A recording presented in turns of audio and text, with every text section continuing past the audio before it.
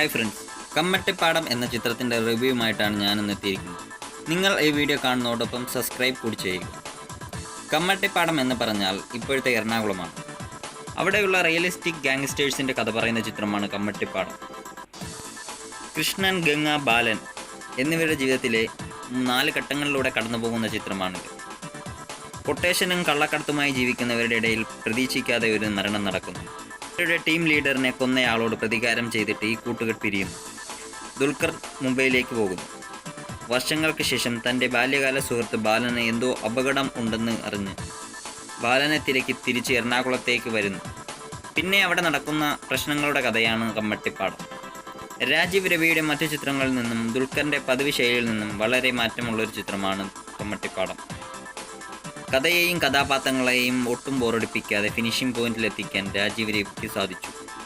എന്നാൽ ദുൽഖർ ആരാധകർ വിചാരിച്ചത്ര ആക്ഷൻ മൂവിയാകാൻ ഈ ചിത്രത്തിന് സാധിച്ചിട്ടില്ല. എല്ലാ പ്രേക്ഷകരെയും ഒരേപോലെ തൃപ്തിപ്പെടുത്താൻ ഈ ചിത്രത്തിന് സാധിച്ചു.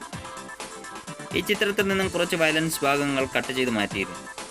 2.25 മണിക്കൂറുണ്ടായിരുന്ന ചിത്രം കട്ട് ചെയ്തതിന് ശേഷം 2.5 മണിക്കൂറായി കുറച്ചിരുന്നു. എന്തുകൊണ്ടും ഒരു മികച്ച ചിത്രമാണ്. നല്ല സിനിമകളെ പ്രോത്സാഹിപ്പിക്കുന്നവർ കമ്മട്ടിപ്പാടം കാണുക. ഇഷ്ടപ്പെടാത്തവർ മോശം ഇമേജ് നൽകി നല്ല സിനിമകളെ നശിപ്പിക്കരുത്. റേറ്റിംഗ് നോക്കുവാണെങ്കിൽ 3.5 ഔട്ട് ഓഫ് 5.